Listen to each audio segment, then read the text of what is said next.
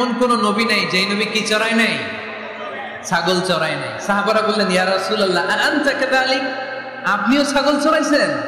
বিষ্ণু ইসা ইসলাম বললেন, না, আমিও ছাগল চড়িয়েছি। ওয়া ইন্নী আরআহা আলা কারারাইতি আহলি মক্কা, আমি তো মক্কাবাসীদের অল্প কিছু পয়সার বিনিময়ে তাদের ছাগলগুলোকে চড়িয়ে দিতাম। সুবহানাল্লাহ পড়বেন না? বিষ্ণু ইসা ইসলাম ছাগল চড়াতেন। ছাগল চড়ানো সহজ কাজ না কঠিন কাজ? কেন কঠিন এটা? হ্যাঁ, টেরা খুঁটি মারে। হ্যাঁ, কি করে? বসে থাকতে হয়। তো ছাগল যারা পালে তারা জানে ছাগল পালা কত কষ্ট। ওরে ডানে টান দিলেও কই যায়? রশি ধরে বায়ে টান দিলে কই যায়? সামনে টানলে কই যায়? পিছনে টানলে কই যায়?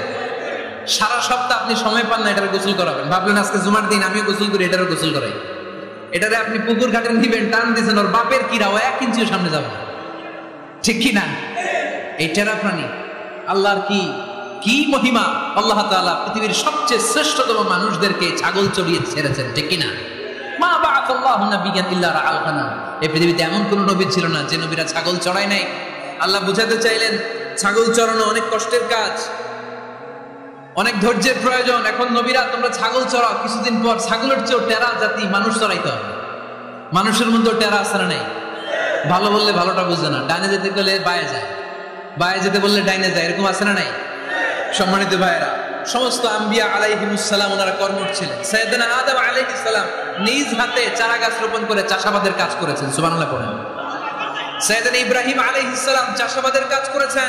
সাইয়েদনা দাউদ আলাইহিস সালাম নিজ হাতে যুদ্ধের জন্য যে পোশাক পরতে হয়, যেটা পরলে গায়ের মধ্যে ছুরি মারলেও ঢুকে না, ওই শিরস্ত্রাণ বানিয়েছেন, নিজ হাতে তলোয়ার বানিয়েছেন। সুবহানাল্লাহ পড়েন। সাইয়েদনা মূসা আলাইহিস সালাম ছাগল চড়িয়েছেন। সাইয়েদনা মূসা আলাইহিস সালামের মেজাজ নরম না গরম? নবীদের মধ্যে সবচেয়ে বেশি মেজাজওয়ালা নবী ছিলেন মূসা আলাইহিস সালাম। উনিও 8 থেকে 10 বছর সাইয়েদনা শুআয়ব আলাইহিস সালামের এরিয়াতে ছাগল চড়িয়েছেন। চিল্লায় বলেন সুবহানাল্লাহ। এজন্য নবীরা যেহেতু কাজ করেছেন, কর্মঠ ছিলেন, আমরাও কর্মঠ হব। ঠিক কিনা? সাহাবারাও কর্মঠ ছিলেন। বিশ্বনবীর সাহাবারাও ব্যবসা করতেন। সাইয়েদনা আবু বকরের বিশাল ব্যবসা প্রতিষ্ঠান ছিল। সুবহানাল্লাহ পড়েন। আপনারা হজ উমরা করেছেন কে কে? দেখি, করছেন?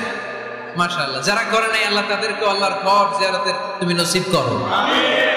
বিশ্বনবীর মাকবরার সামনে দাঁড়িয়ে আমরা যেন সালাম পেশ করতে পারি, তুমি নসিব করো। আমিন।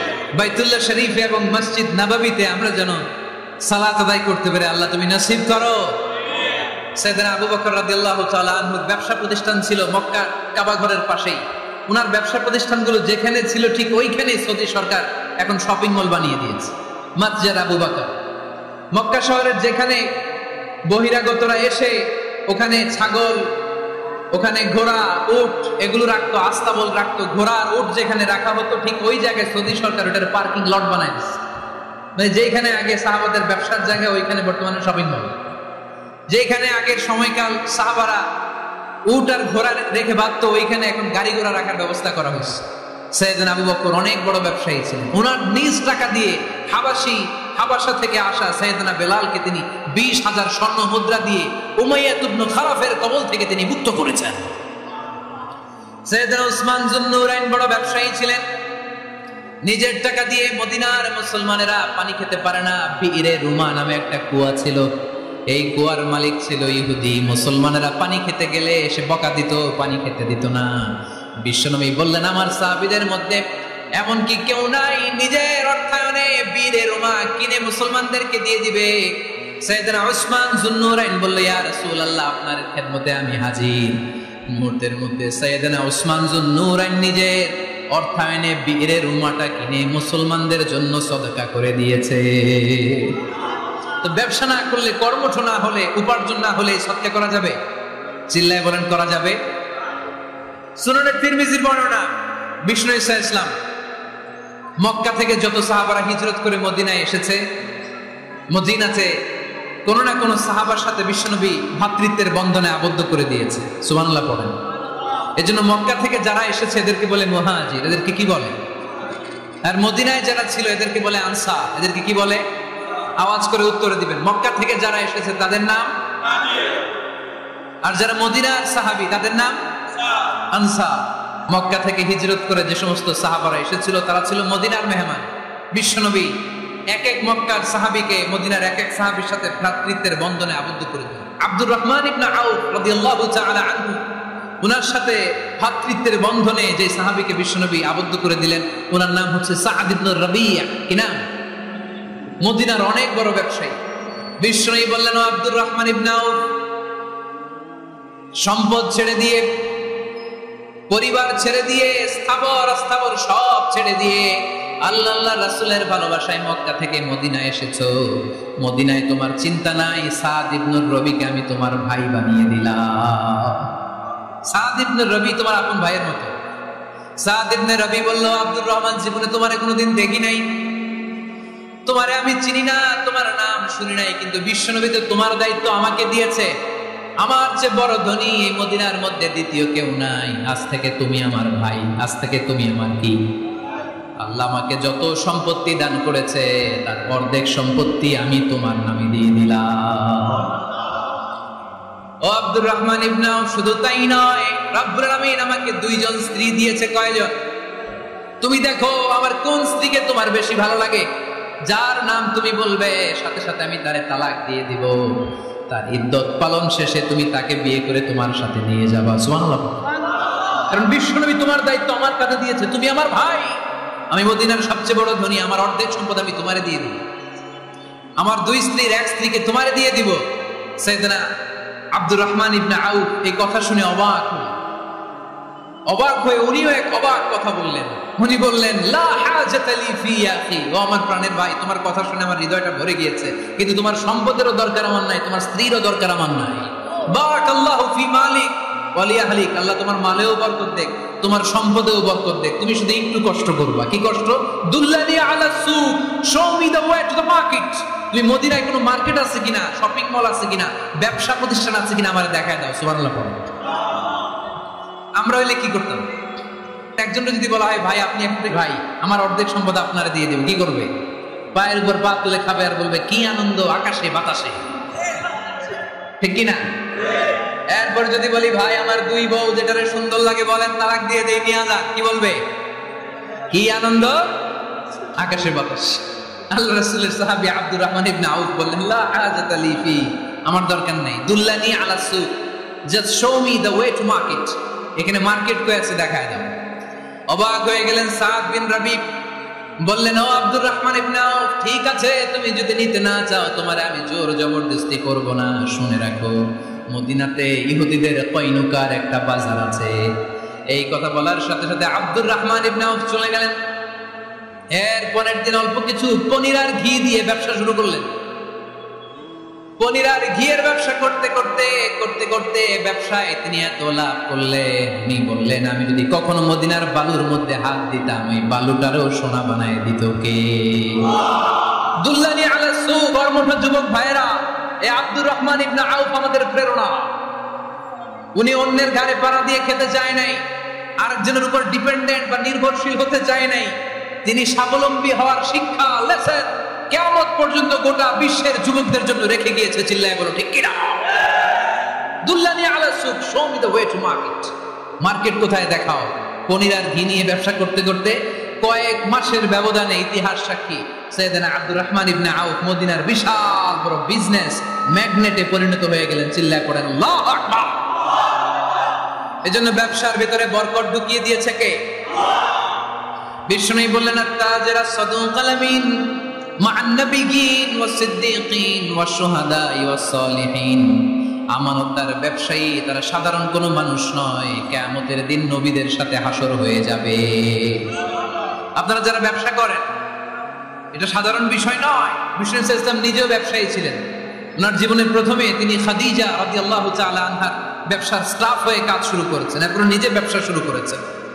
এরপরে খাদিজাতুল কুবরা রাদিয়াল্লাহু তাআলা আনহা সব সম্পত্তি বিয়ের পরে বিশ্বনবীর পায়ের সামনে ঢেলে দিয়েছে।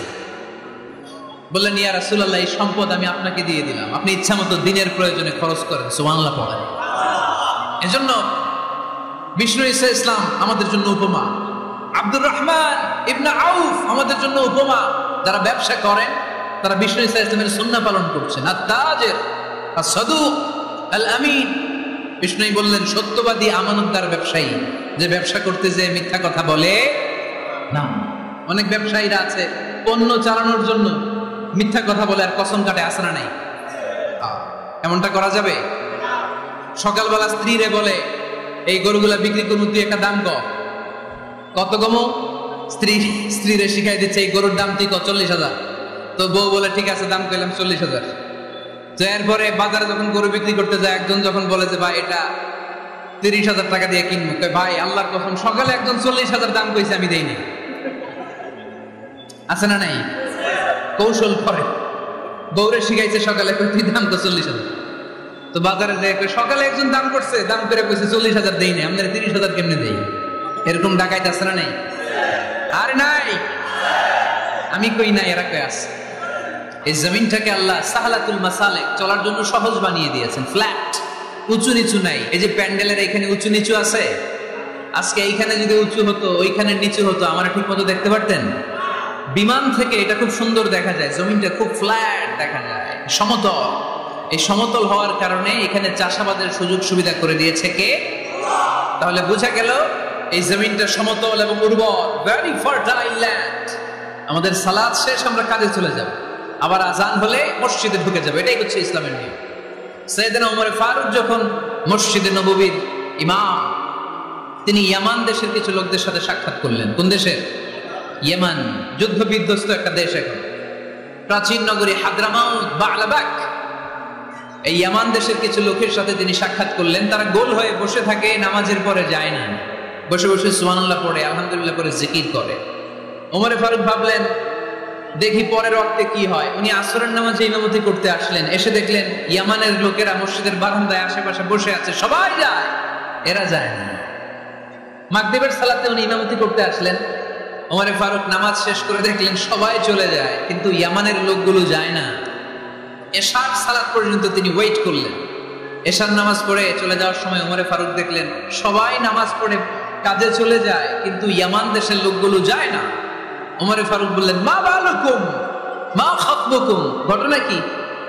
কি হয়েছে তোমাদের? সবাই নামাজ পড়ে চলে যায়, কাজে যায়, তোমরা যাও না কেন?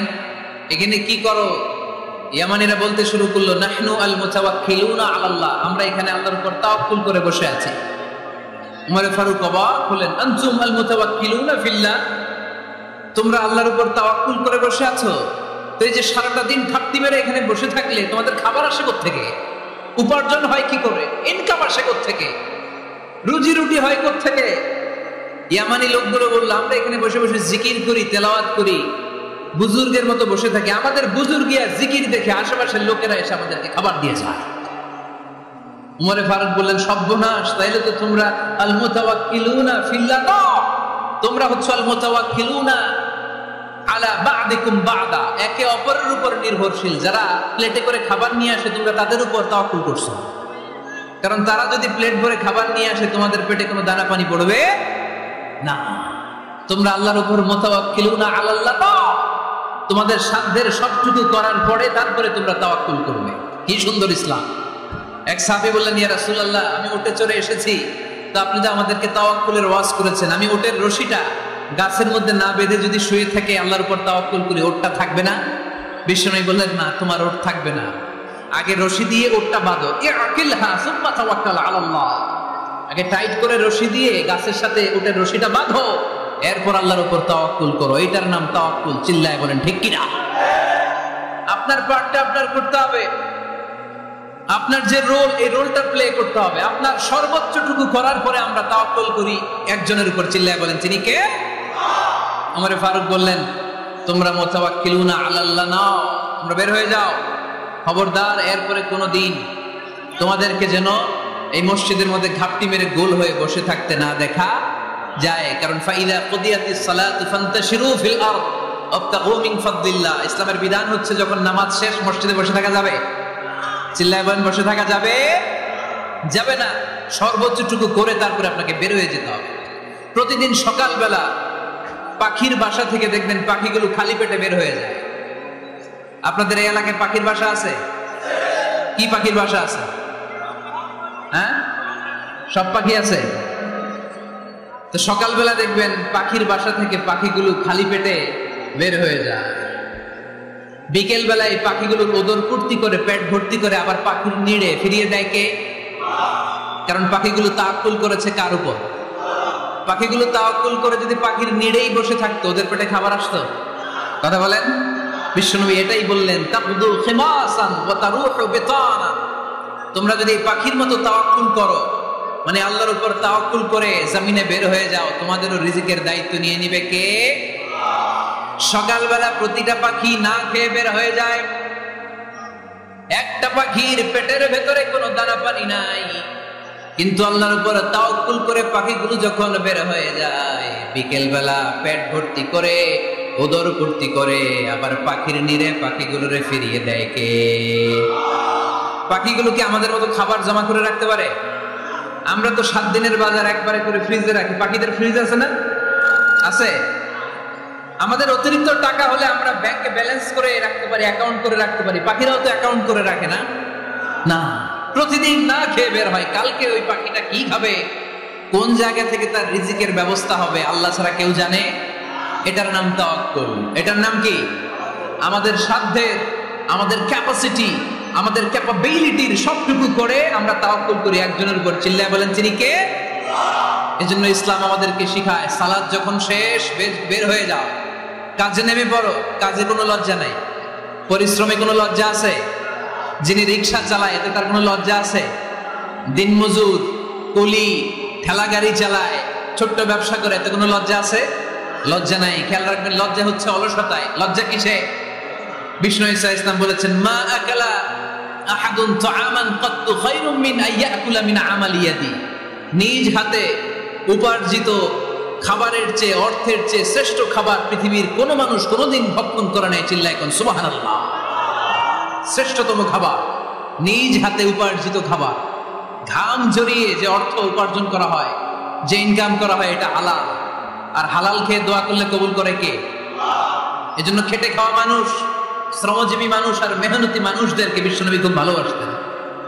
তারা বিশ্বনবীর বন্ধু আর বিশ্বনবী ছিল তাদের বন্ধু। সুবহানাল্লাহ পড়েন।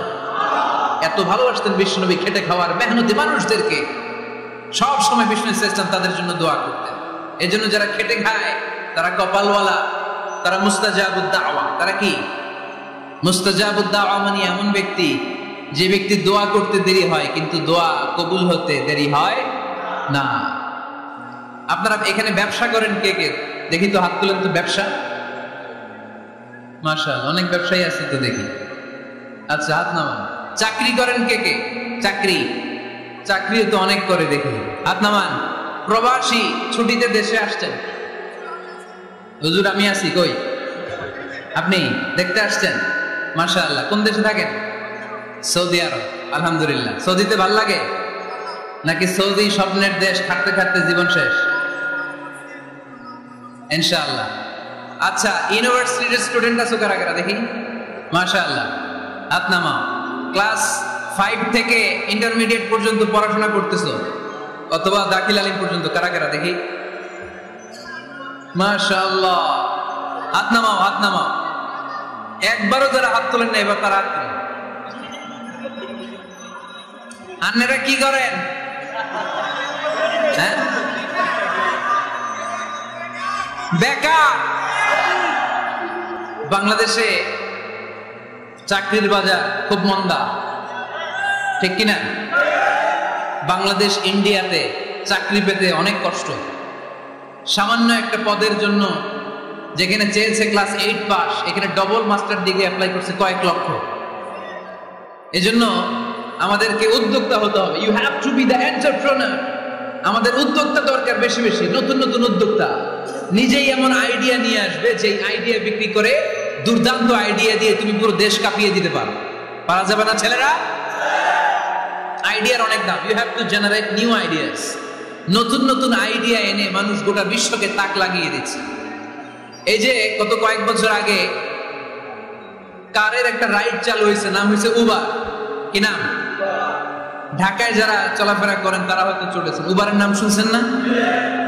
এই উবার কোম্পানি কি করে জানেন?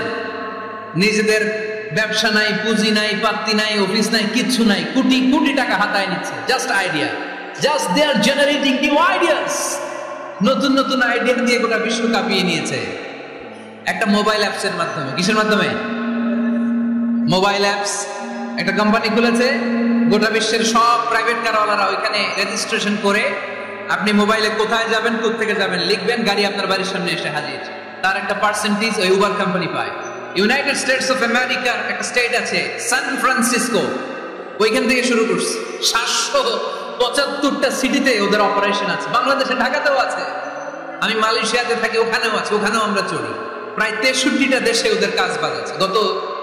গত বছরে 2018 সালে ওদের প্রফিট ছিল, রেভিনিউ ছিল 11.27 billion US dollar, 11.27 US billion dollar. Just they are selling their ideas. নতুন নতুন আইডিয়া দিয়ে গোটা বিশ্ব কাঁপাচ্ছে। এই উবার যখন চালু হলো, আমি তখন মালয়েশিয়ায় শুনলাম বাংলাদেশে নতুন আরেকটা বাইরে হয়েছে, পাঠাও। কি নাম?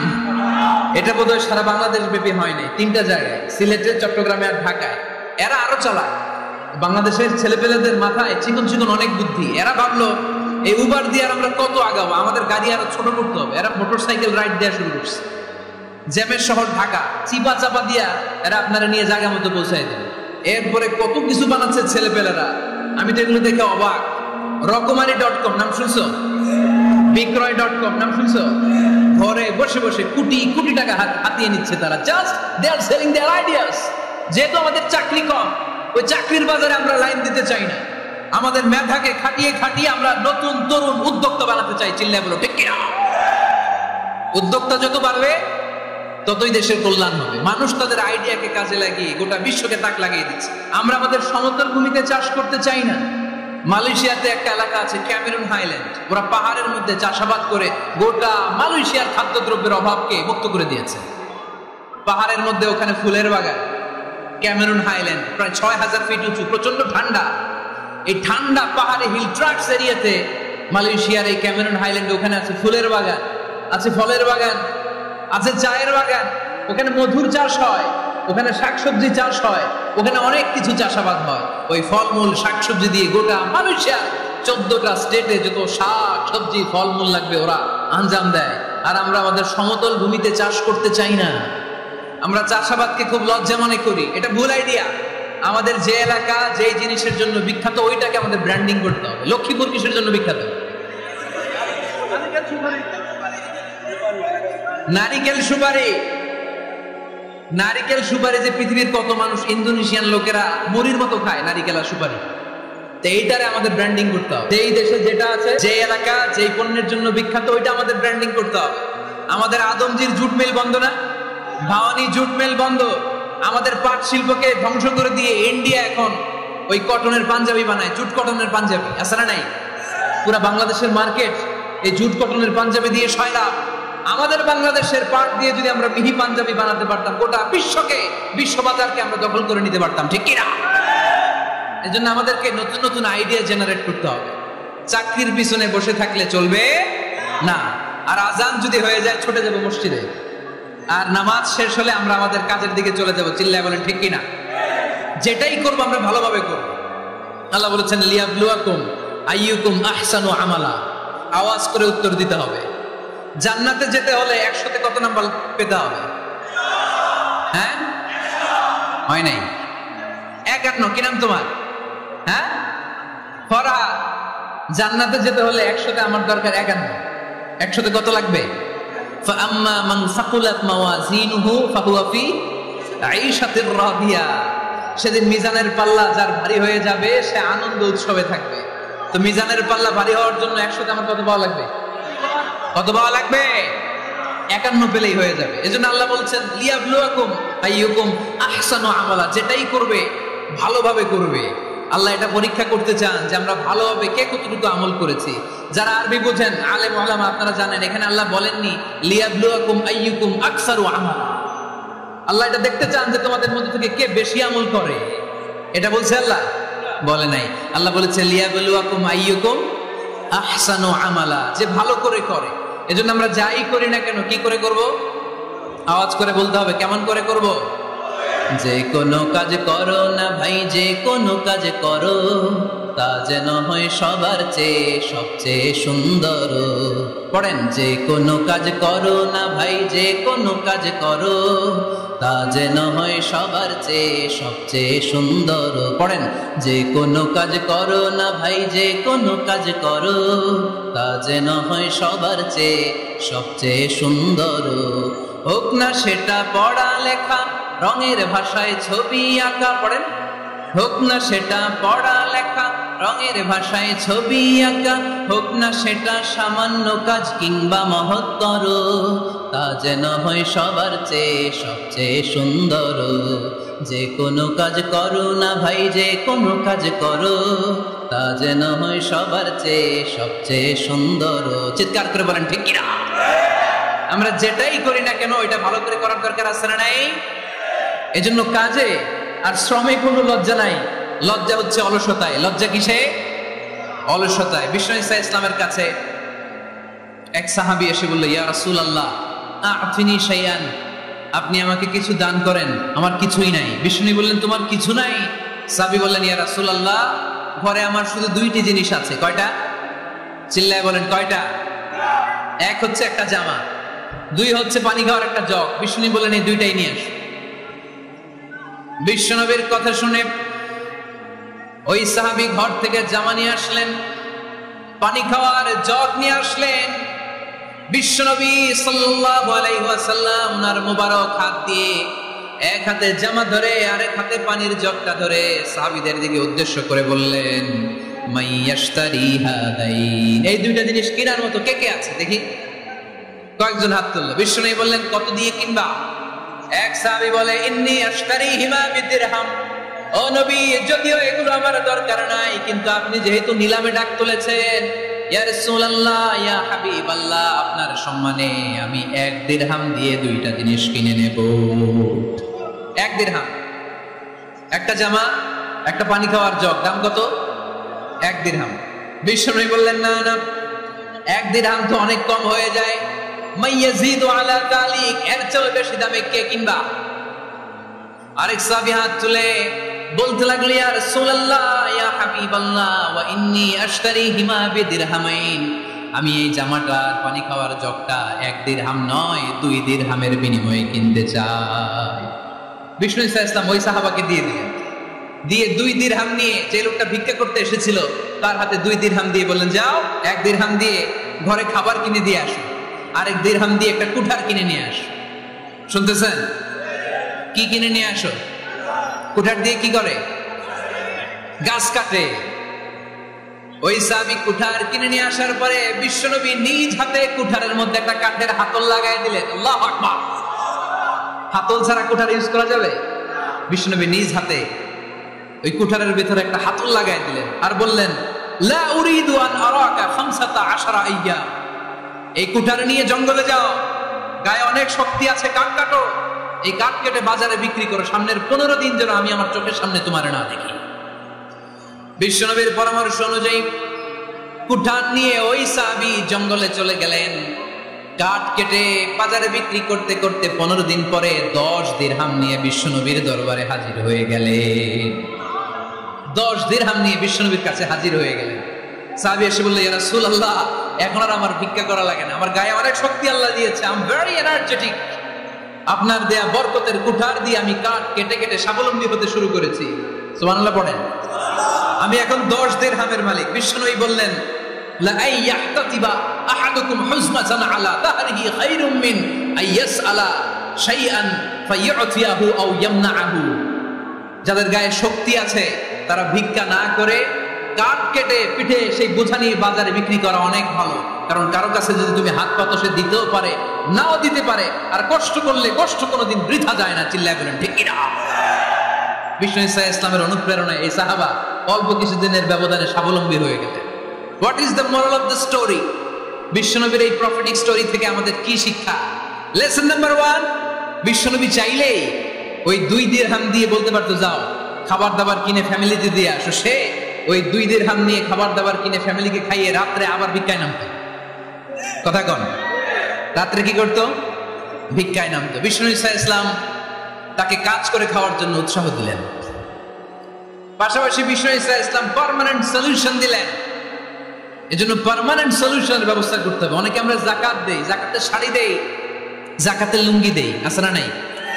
না, যাকাতের শাড়ি, যাকাতের লুঙ্গি বলতে কোনো কথা ইসলামে নাই। এগুলো খুব কম দামি শাড়ি, যাদেরকে এগুলো দেয়া হয় তাদেরকে অপমান করা হয়, ঠিক কি না? আল্লাহ বলেছেন, ওয়ালাকাদ কাররামনা বানি আদম, I have dignified the status of the sons of Adam. আমি আদমের সব সন্তানদেরকে সম্মানিত করেছি। সুবহানাল্লাহ পড়েন। আপনাদের চেয়ে সম্মানিত কেউ আছে? মানুষের চেয়ে সম্মানিত গোটা বিশ্বে আর কোনো মাখলুকাত আছে? নাই। এজন্য যাকাতের শাড়ি দেয়া যাবে না, যাকাতের লুঙ্গি দেয়া যাবে না। যাকাতের শাড়ি আপনারা দেখছেন, এটারে একবার ধোয়ার পরে দ্বিতীয়বার পরা যায় না। মশারি কি পাতলা, এর চেয়েও পাতলা। এই জন্য যাকাতের শাড়ি, যাকাতের লুঙ্গি বলতে ইসলামে কোনো পরিভাষা নাই। আপনাকে স্বাবলম্বী করে দেওয়ার চেষ্টা করতে হবে।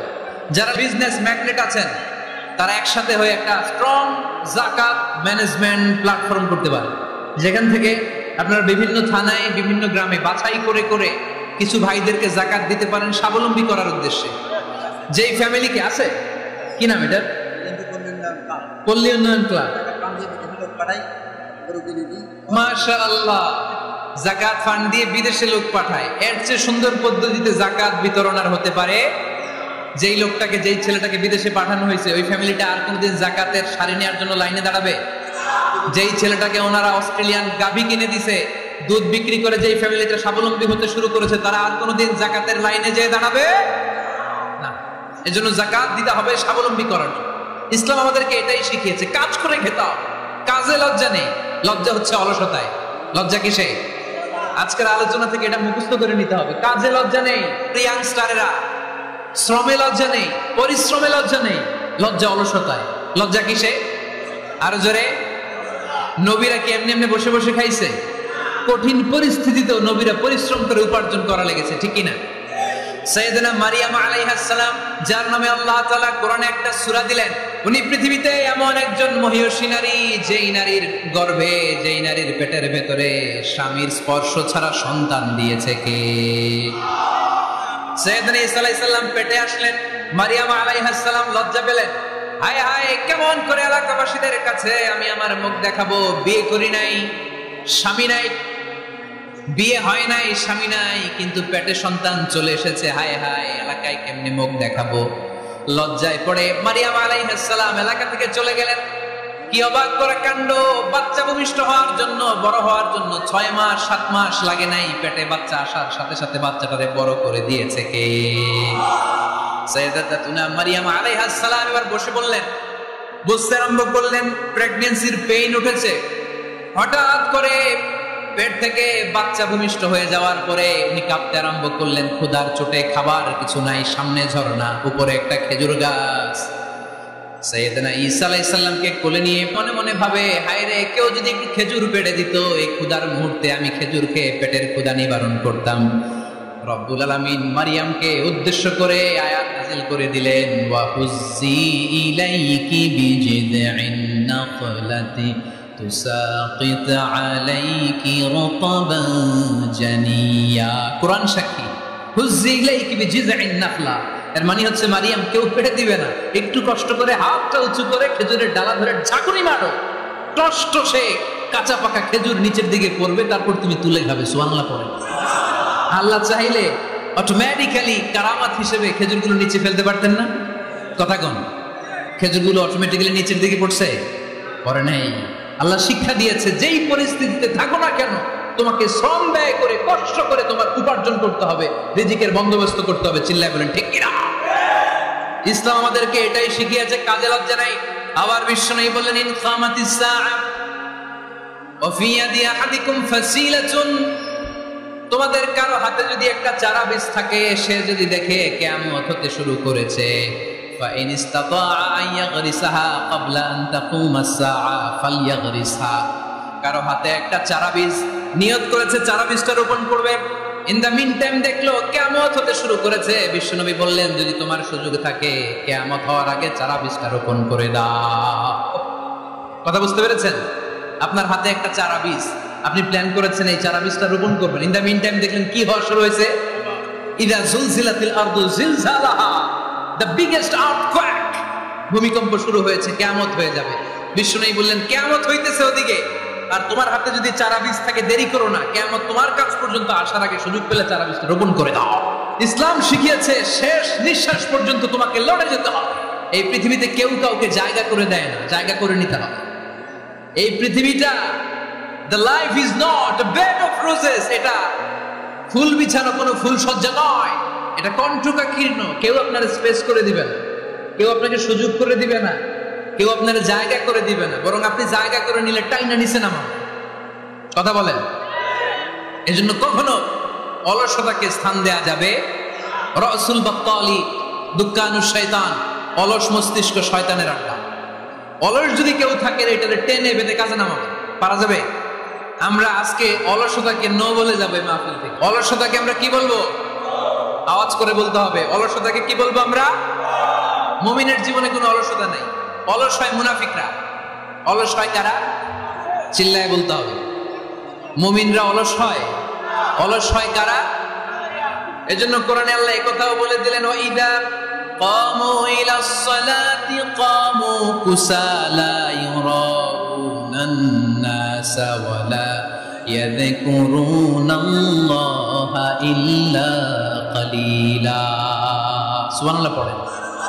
মুনাফিকরা যখন মানুষকে দেখানোর জন্য নামাজে যায়, ওই নামাজে তাদের ইখলাস নাই, ওই নামাজের ভেতরে তাদের কোনো খুশু খুদু নাই, ওই নামাজের ভেতরে আছে শুধু অলসতা।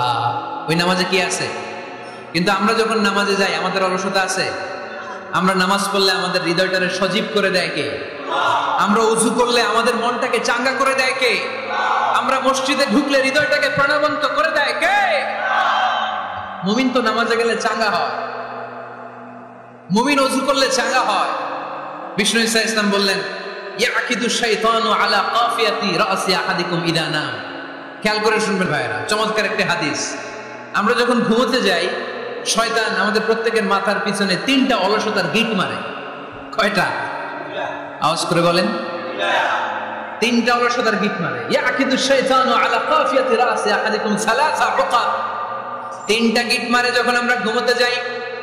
অলসতার 3টা গিট মেরে আমাদের কানের সামনে এসে ফিসফিস করে মন্ত্র পড়তে থাকে, আলাইসা লাইলুন তাওয়িলুন ফারকুদ, আলাইসা লাইলুন তাওয়িলুন ফারকুদ। বিশাল লম্বা রাত, ঘুমাও। অনেক সময় আছে, ঘুমাও। রাত 5টা বেজে যাচ্ছে, তাহাজ্জুদের সময় শেষ হয়ে যাচ্ছে, তখনও শয়তান বলে রাত অনেক লম্বা, ঘুমাও। ফজরের সময় পার হয়ে যাচ্ছে, সূর্য উঠে যাচ্ছে, শয়তান বলে আলাইসা লাইলুন তাওয়িলুন ফারকুদ, এখন অনেক সময় আছে, লম্বা লম্বা লম্বা চৌড়া রাত পড়ে আছে, তুমি ঘুমাও। বিষ্ণুই বললেন, ফাইন ইস্তাইকাযা ওয়া যাকারাল্লাহ ইনহাল্লাত উকদা।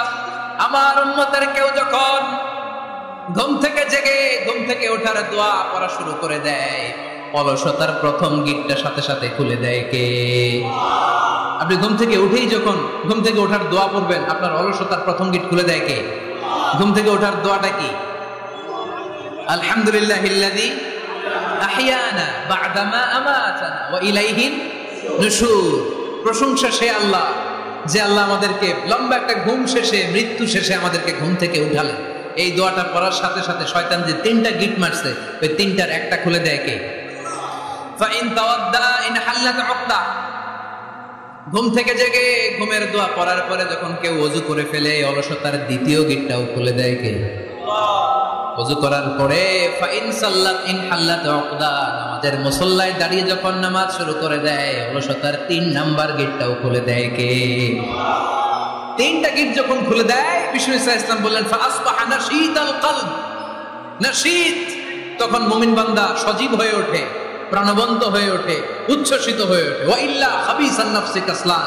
আর যদি ঘুমিয়ে থাকে, 3টা গিট তার মাথার পেছনে শয়তানের অলসতার লেগে থাকে, তাহলে তার দিনটা শুরু হয় অলসতা দিয়ে, আর সে হয় অলসতার রাজা। চিল্লা এখন ঠিক কিনা? এজন্য আমরা কি অলস হতে চাই না কর্মঠ হতে চাই? কোন নবীরা কি অলস ছিলেন? পৃথিবীতে কোন নবী অলস ছিলেন? সব নবী কর্মঠ ছিলেন। বিষ্ণু ঈসা ইসলাম বললেন, মা বাআসাল্লাহু নাবিয়্যান ইল্লা রাআল গানাম। এই পৃথিবীতে এমন কোন নবী নাই যেই নবী বকরি চড়ায় নাই। তো পৃথিবীতে এমন কোন নবী নাই যেই নবী কি চড়ায় নাই? ছাগল চড়ায় নাই। সাহাবারা বললেন, ইয়া রাসূলুল্লাহ আনতা কাযালিক, আপনিও ছাগল চড়াইছেন? বিশ্ব নবী সাল্লাল্লাহু আলাইহি ওয়াসাল্লাম বললেন, না, আমিও ছাগল চড়িয়েছি। ওয়া ইন্নী আরআহা আলা কারারাইতি আহলি মক্কা, আমি তো মক্কাবাসীদের অল্প কিছু পয়সার বিনিময়ে তাদের ছাগলগুলোকে চড়িয়ে দিতাম। সুবহানাল্লাহ পড়বেন না? বিষ্ণু ইসা ইসলাম ছাগল চড়াতেন। ছাগল চড়ানো সহজ কাজ না কঠিন কাজ? কেন কঠিন এটা? হ্যাঁ, টেরা খুঁটি মারে। হ্যাঁ, কি করে? বসে থাকতে হয়। তো ছাগল যারা পালে তারা জানে ছাগল পালা কত কষ্ট। ওরে ডানে টান দিলেও কই যায়, রশি ধরে বায়ে টান দিলে কই যায়, সামনে টানলে কই যায়, পিছনে টানলে কই যায়। সারা সপ্তাহ আপনি সময় পান না এটারে গোসল করাবেন। ভাবলেন আজকে জুমার দিন আমিও গোসল করি, এটারে গোসল করাই। এটারে আপনি পুকুর ঘাটে নিবেন, টান দিয়েছেন, ওর বাপের কিরা ও 1 ইঞ্চিও সামনে যাবে না। ঠিক কি না? এই টেরা প্রাণী আল্লাহর কি মহিমা। আল্লাহ তাআলা পৃথিবীর সবচেয়ে শ্রেষ্ঠতম মানুষদেরকে ছাগল চড়িয়ে ছেড়েছেন। ঠিক কি না? মা বাআসাল্লাহু নাবিয়্যান ইল্লা রাআল গানাম, এই পৃথিবীতে এমন কোন নবী ছিল না যে নবীরা ছাগল চড়ায় নাই। আল্লাহ বুঝাতে চাইলেন ছাগল চড়ানো অনেক কষ্টের কাজ, অনেক ধৈর্যের প্রয়োজন। এখন নবীরা তোমরা ছাগল চড়াও, কিছুদিন পর ছাগলের চেয়েও টেরা জাতি মানুষ চড়াইতে হবে।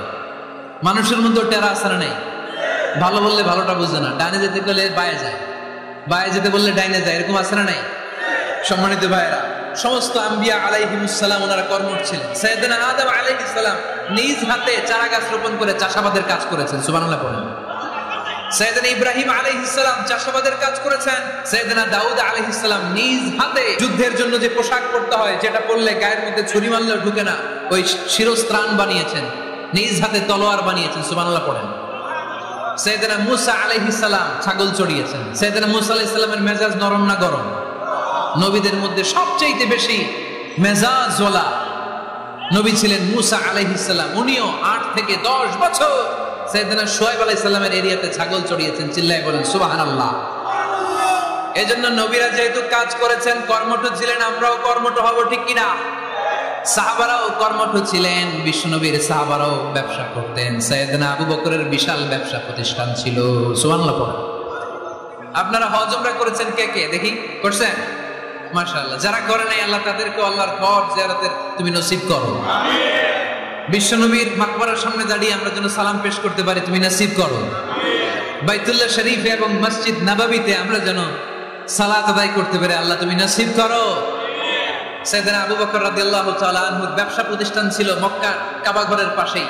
উনার ব্যবসা প্রতিষ্ঠানগুলো যেখানে ছিল ঠিক ওইখানে সৌদি সরকার এখন শপিং মল বানিয়ে দিয়েছে, মসজিদ আবু বকর।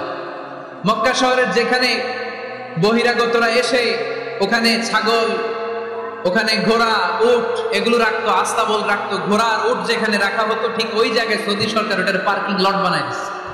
মানে যেখানে আগে সাহাবাদের ব্যবসার জায়গা, ওইখানে বর্তমানে শপিং মল। যেখানে আগের সময়কাল সাহাবারা উট আর ঘোড়া রেখে বাঁধতো, ওইখানে এখন গাড়ি ঘোড়া রাখার ব্যবস্থা করা হয়েছে। সাইয়েদনা আবু বকর অনেক বড় ব্যবসায়ী ছিলেন। ওনার নিজ টাকা দিয়ে হাবাসা থেকে আসা সাইয়েদনা বেলালকে তিনি 20,000 স্বর্ণ মুদ্রা দিয়ে উমাইয়া ইবনে খালাফের কবল থেকে তিনি মুক্ত করেছেন। সাইয়েদনা উসমান যুন্নুরাইন বড় ব্যবসায়ী ছিলেন। নিজের টাকা দিয়ে মদিনার মুসলমানেরা পানি খেতে পারে না, বিরে রুমা নামে একটা কুয়া ছিল, এই কুয়ার মালিক ছিল ইহুদি। মুসলমানেরা পানি খেতে গেলে এসে বকা দিত, পানি খেতে দিত না। বিশ্বনবী বললেন আমার সাহাবীদের মধ্যে এমন কি কেউ নাই নিজের অর্থায়নে বীরে রোমা কিনে মুসলমানদেরকে দিয়ে দিবে? সাইয়েদনা উসমান যুন্নুরাইন বলল ইয়া রাসূলুল্লাহ, আপনার খেদমতে আমি হাজির। মুহূর্তের মধ্যে সাইয়েদনা উসমান যুন্নুরাইন নিজের অর্থায়নে বীরে রোমাটা কিনে মুসলমানদের জন্য সদকা করে দিয়েছে। তো ব্যবসা না করলে, কর্মঠ না হলে, উপার্জন না হলে সদকা করা যাবে? চিল্লায় বলেন করা যাবে। সুনানে তিরমিজির বর্ণনা, বিষ্ণু ঈসা ইসলাম মক্কা থেকে যত সাহাবারা হিজরত করে মদিনায় এসেছে, মদিনাতে কোনো না কোনো সাহাবার সাথে বিশ্বনবী ভ্রাতৃত্বের বন্ধনে আবদ্ধ করে দিয়েছে। সুবহানাল্লাহ পড়েন। এজন্য মক্কা থেকে যারা এসেছে এদেরকে বলে মুহাজির। এদেরকে কি বলে? আর মদিনায় যারা ছিল এদেরকে বলে আনসার। এদেরকে কি বলে? আওয়াজ করে উত্তরে দিবেন। মক্কা থেকে যারা এসেছে তাদের নাম, আর যারা মদিনার সাহাবী তাদের নাম আনসার। মক্কা থেকে হিজরত করে যে সমস্ত সাহাবারা এসেছিল তারা ছিল মদিনার মেহমান। বিশ্বনবী এক এক মক্কার সাহাবীকে মদিনার এক এক সাহাবীর সাথে ভ্রাতৃত্বের বন্ধনে আবদ্ধ করে দিলেন। আব্দুর রহমান ইবনে আউফ রাদিয়াল্লাহু তাআলা আনহু, ওনার সাথে ভ্রাতৃত্বের বন্ধনে যে সাহাবীকে বিশ্বনবী আবদ্ধ করে দিলেন, ওনার নাম হচ্ছে সাআদ ইবনে রাবিয়া। কি নাম? মদিনার অনেক বড় ব্যবসায়ী।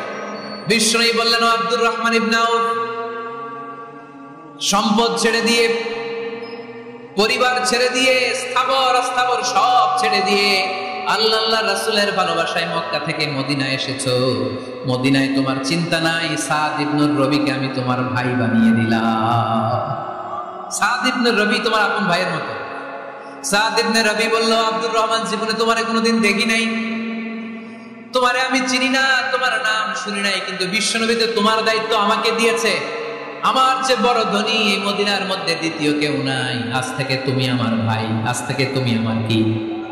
আল্লাহ আমাকে যত সম্পত্তি দান করেছে তার অর্ধেক সম্পত্তি আমি তোমার নামে দিয়ে দিলাম।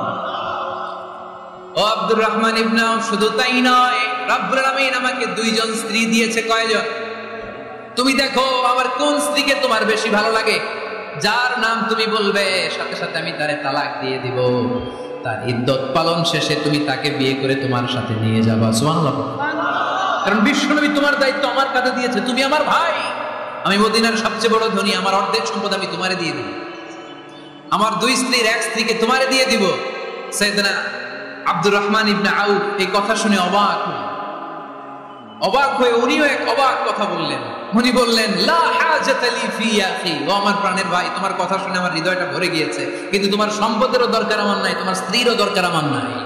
বারাকাল্লাহু ফি মালিক ওয়া লি আহলিক, আল্লাহ তোমার মালেও বরকত দেখ, তোমার সম্পদেও বরকত দেখ, তুমি শুধু একটু কষ্ট করবা। কি কষ্ট? দুল্লানি আলা সুক, show me the way to the market. তুমি মদিনায় কোনো মার্কেট আছে কিনা, শপিং মল আছে কিনা, ব্যবসা প্রতিষ্ঠান আছে কিনা আমারে দেখায় দাও। সুবহানাল্লাহ। আমরা হইলে কি করতাম? একজনকে যদি বলা হয়, ভাই আপনি একটা ভাই, আমার অর্ধেক সম্পদ আপনারা দিয়ে দেব, কি করবে? পায়ের উপর পা তুলে খাবে আর বলবে, কি আনন্দ আকাশে বাতাসে। ঠিক কিনা? এরপর যদি বলি, ভাই আমার দুই বউ, যেটারে সুন্দর লাগে বলেন তালাক দিয়ে দেই, নিয়ে যান, কি বলবে? কি আনন্দ আকাশে বাতাস। আল্লাহ রাসূলের সাহাবী আব্দুর রহমান ইবনে আউফ বললেন, লা হাজাতা লি ফি, আমার দরকার নেই। দুল্লানি আলা সুক, just show me the way to market. এখানে মার্কেট কই আছে দেখায় দাও। অবাক হয়ে গেলেন সাদ বিন রাবি, বললেন, ও আব্দুর রহমান ইবনে আউফ, ঠিক আছে, তুমি যদি নিতে না চাও তোমারে আমি জোর জবরদস্তি করব না। শুনে রাখো, মদিনাতে ইহুদিদের কয়নুকার একটা বাজার আছে। এই কথা বলার সাথে সাথে আব্দুর রহমান ইবনে আউফ চলে গেলেন। এর পরের দিন অল্প কিছু পনির আর ঘি দিয়ে ব্যবসা শুরু করলেন। পনির আর ঘিয়ের ব্যবসা করতে করতে করতে করতে ব্যবসায় তিনি এত লাভ করলেন, উনি বললেন, আমি যদি কখনো মদিনার বালুর মধ্যে হাত দিতাম, ওই বালুটারও সোনা বানায় দিত কে? দুল্লানি আলা সুক। কর্মঠ যুবক ভাইরা, এই আব্দুর রহমান ইবনে আউফ আমাদের প্রেরণা। উনি অন্যের ঘাড়ে পাড়া দিয়ে খেতে চায় নাই, আরেকজনের উপর ডিপেন্ডেন্ট বা নির্ভরশীল হতে চায় নাই। তিনি স্বাবলম্বী হওয়ার শিক্ষা, লেসন কিয়ামত পর্যন্ত গোটা বিশ্বের যুবকদের জন্য রেখে গিয়েছে। চিল্লায় বলো ঠিক কিনা? দুল্লানি আলা সুক, show me the way to market. Market কোথায় দেখাও। পনির আর ঘি নিয়ে ব্যবসা করতে করতে কয়েক মাসের ব্যবধানে ইতিহাস সাক্ষী, সাইয়েদনা আব্দুর রহমান ইবনে আউফ মদিনার বিশাল বড় বিজনেস ম্যাগনেটে পরিণত হয়ে গেলেন। চিল্লায় পড়েন আল্লাহু আকবার। এজন্য ব্যবসার ভিতরে বরকত ঢুকিয়ে দিয়েছে কে? বিষ্ণু বললেন, আত-তাজিরা সাদুকাল আমিন মা'আন নাবিয়্যিন ওয়াস সিদ্দীকিন ওয়াশ শুহাদা'i ওয়াস সালিহিন। আমানতদার ব্যবসায়ী, তারা সাধারণ কোনো মানুষ নয়, কিয়ামতের দিন নবীদের সাথে হাসর হয়ে যাবে। আপনারা যারা ব্যবসা করেন, এটা সাধারণ বিষয় নয়। বিষ্ণু ইসলাম নিজেও ব্যবসায়ী ছিলেন। ওনার জীবনের প্রথমে তিনি খাদিজা রাদিয়াল্লাহু তাআলা আনহার ব্যবসার স্টাফ হয়ে কাজ শুরু করেছেন, এরপর নিজে ব্যবসা শুরু করেছেন। এরপরে খাদিজাতুল কুবরা রাদিয়াল্লাহু তাআলা আনহা সব সম্পত্তি বিয়ের পরে বিশ্বনবীর পায়ের সামনে ঢেলে দিয়েছেন। বললেন, ইয়া রাসূলুল্লাহ, এই সম্পদ আমি আপনাকে দিয়ে দিলাম, আপনি ইচ্ছামতো দিনের প্রয়োজনে খরচ করেন। সুবহানাল্লাহ পড়েন। এজন্য বিষ্ণু ইসলাম আমাদের জন্য উপমা, আব্দুর রহমান ইবনে আউফ আমাদের জন্য উপমা। যারা ব্যবসা করেন তারা বিষ্ণু ইসলামের সুন্নাহ পালন করছেন। আত-তাজির আস-সাদুক আল-আমিন। বিষ্ণু বললেন, সত্যবাদী আমানতদার ব্যবসায়ী, যে ব্যবসা করতে যে মিথ্যা কথা বলে না।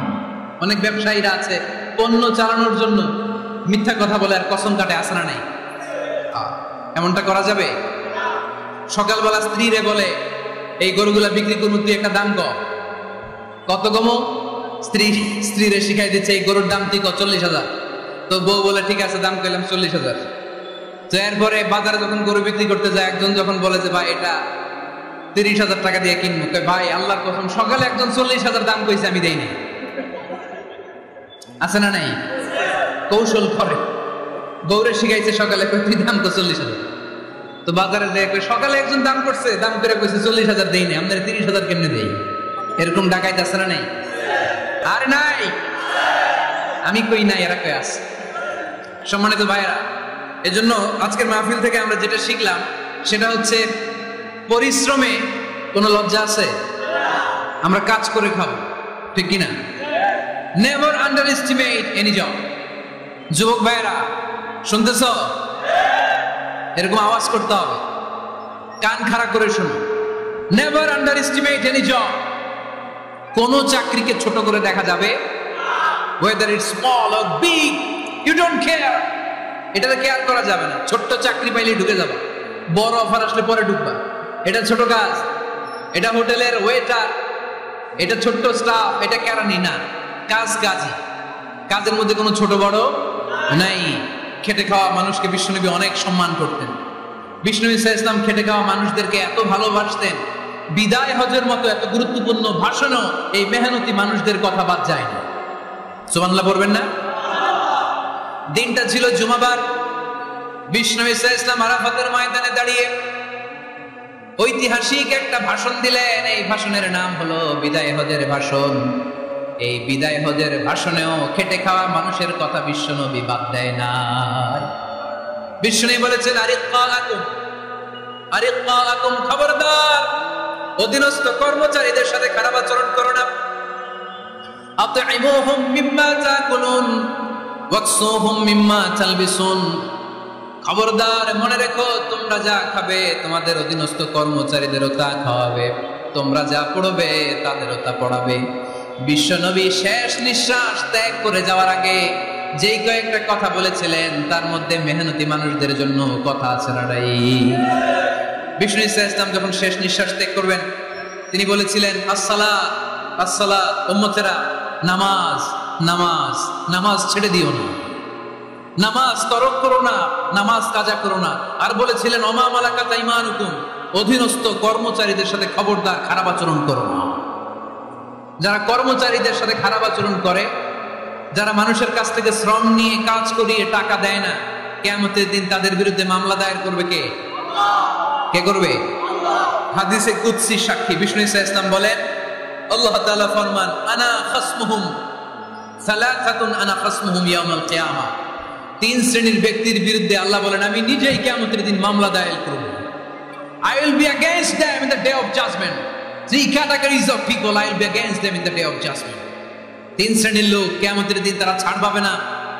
আল্লাহ বলেন, আমি নিজেই তাদের বিরুদ্ধে মামলা দায়ের করব। এর মধ্যে এক শ্রেণীর লোক হচ্ছে রাজুলুন ইস্তাআজারা জিরান ফাস্তাউফা মিনহু ওয়া লাম ইয়াতি আজরা। একজন শ্রমিক ভাড়া করে তার কাছ থেকে কাজ নিয়েছে, কিন্তু তার পারিশ্রমিক আদায় করে নাই। এরকম আছে না নাই? দাপট দেখায়, দাপট দেখায় ইউনিভার্সিটির ক্যান্টিনগুলোতে। ইউনিভার্সিটির ক্যান্টিনে যে খায় মাগার বিল দেয় না, এরকম ডাকাইত আছে না নাই? চায়ের দোকানে চা খেয়ে পরে দিব, বিল দেয় না, আছে না নাই? দোকানে যে পণ্য কিনে বিল দেয় না, পরে দিব, আছে না নাই? কিয়ামতের দিন আল্লাহ তোর এই মাস্তানি ছুটাবে, চিল্লা এখন ঠিক কিনা? আনা খাসমুহুম, আমি নিজেই তাদের বিরুদ্ধে মামলা দায়ের করব। কথাটা কার? এজন্য বিশ্বনবী বললেন, খবরদার, মেহনতি মানুষ, খেটে খাওয়া মানুষ, এদের দোয়া কবুল হয়ে যায়।